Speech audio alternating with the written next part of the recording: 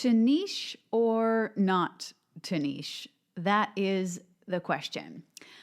Okay, so if you have been thinking about your yoga business for any length of time, you have probably come across the idea of having a niche or a niche, whichever one you want to call it.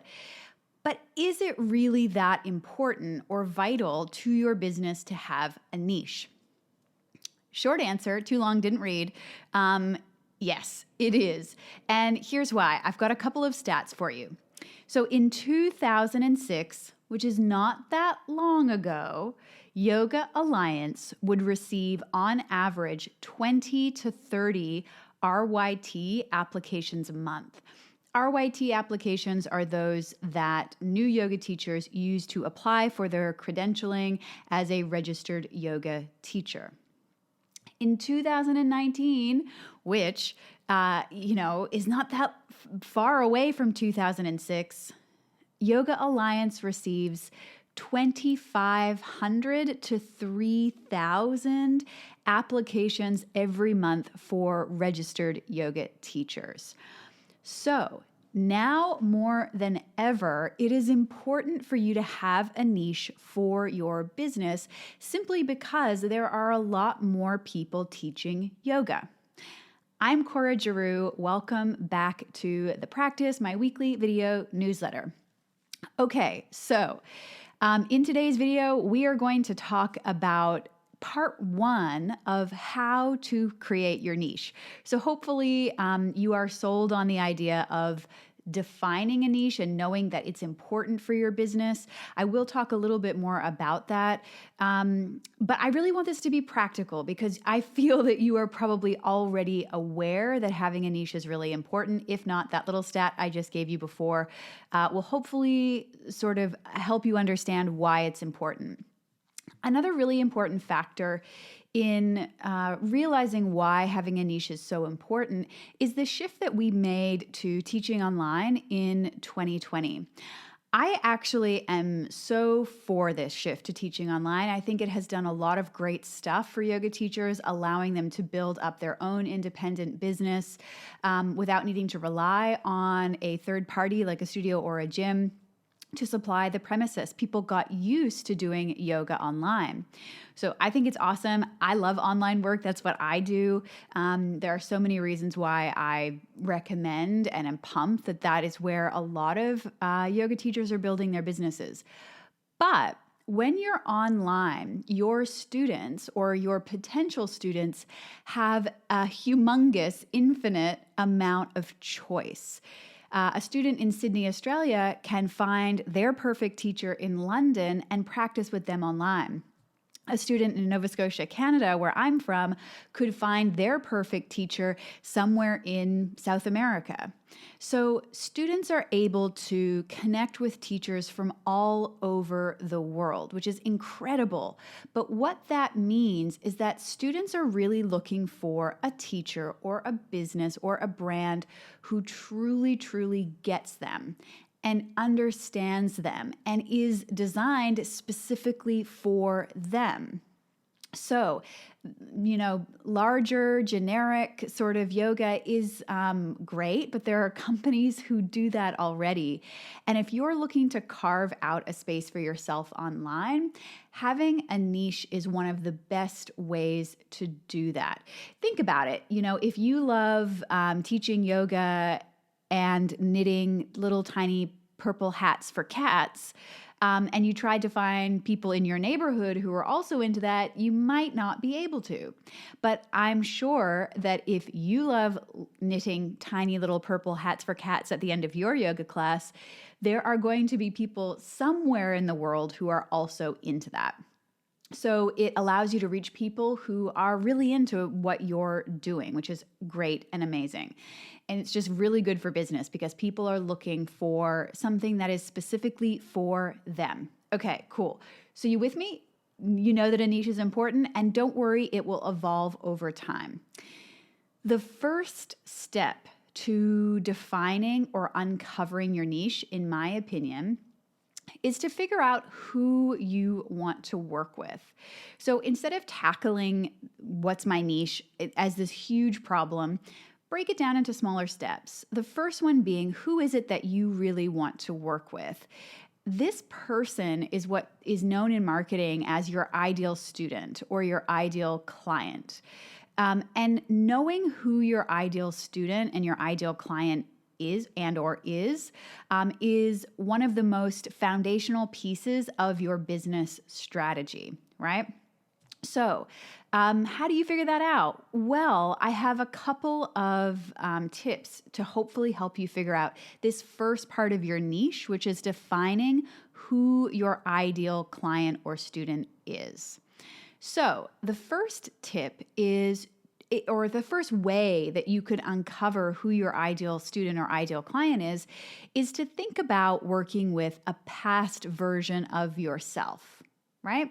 So maybe you have had a problem in the past that you have overcome through some sort of yoga process. Maybe you had back pain. Maybe you had a corporate job that you weren't into and you've successfully transitioned to be a yoga teacher. Or maybe, you've helped to alleviate your back pain through your practice. Or maybe you recently had a child and something in your yoga practice allowed you to process that pregnancy in a way that was not available to you in the past. So one way to think about who your ideal client is or could be is a past version of yourself. I know so many teachers who really love working with this past version of themselves because they feel like they have a lot to offer because they know intimately all of the problems and the struggles that come up when you are, this past version of you. That's partially what I do, right? So I was a yoga teacher for 10 years. It was challenging to make a living teaching classes, and I figured out how to embrace business and run a more sustainable, profitable business. And now I want to give back in that arena, right? I'm helping a past version of myself. All of the yoga teachers I work with, potentially you, may be a yoga teacher who doesn't have business skills, and why would you? It's not part of your training. And so I'm helping a past version of myself. So that could be one way that you think about who your ideal client could be. Just going to have some tea and look at my notes. Sorry, that was probably really loud in the mic. Okay. Another way to think about who your ideal client could be, if you're working on defining this as part of finding your niche, is to think about your best students. So if you are already teaching, who are the people who are completely picking up what you're putting down? Are they a certain type of person? It doesn't have to be a demographic. It could be, but it doesn't have to be. Maybe there's a common thread that ties these people together. Is it that they always come for a workout? Or do they really want to learn yoga? And, I've been there when I was a teacher. Those were some of my best students. And I know a few of my clients right now, their students are students who want to learn. Those are their best students, right? So think about who your best students are, the ones that you feel energized working with, the ones that it's easy to teach, the ones that are totally picking up what you're putting down. Who are those students? And then what ties them together? What is similar about them? Could be demographics. It could be psychographics, so their psychology. It could also be social graphics, things that tie them together about, the more sort of mundane parts of their life, the social side. Not that socializing is mundane, but you know what I mean. We're in lockdown. Socializing is definitely not mundane. It's pretty exciting if you could socialize right now. Okay. Number 3, when you're thinking about how do I figure out who my ideal client is? If you're totally stumped, my third tip is to think about who your ideal student or client is not, right? So if you've been teaching for a while, you will probably have experienced certain students who do not love what you do. And maybe there are certain students who you don't really love working with.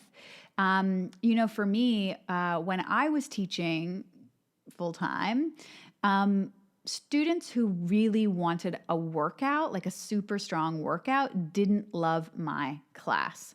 It's not that my classes weren't challenging. We did a lot of weird stuff that was physically very demanding, but we didn't keep up a really fast pace to have that sort of aerobic workout situation. It's just not what my class was.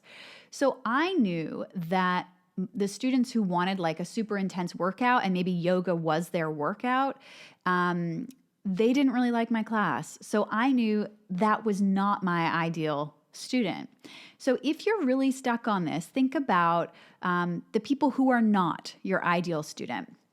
Write them all down. So there might be lots of different things. And notice what's left or what is the opposite of that, right? So I knew that I attracted students and I loved working with students who weren't necessarily in it for the workout. They didn't mind working hard, but they wanted to learn. So they didn't mind when I stopped the pace, slowed down the pace to actually teach something. So 3 tips on how to figure out who you are here to serve. The first one is it possible that it's a past version of you?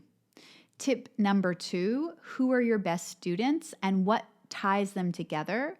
If you're still trying to figure it out, tip number 3 is who is not your ideal student or client.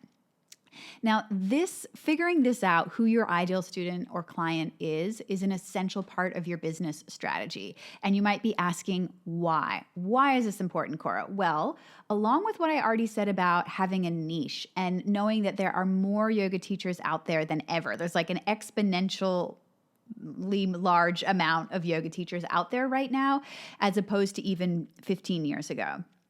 So, along with all of that, knowing who your ideal client is essential because it helps you to make decisions. So it shows you where to invest your time and energy for marketing, for example.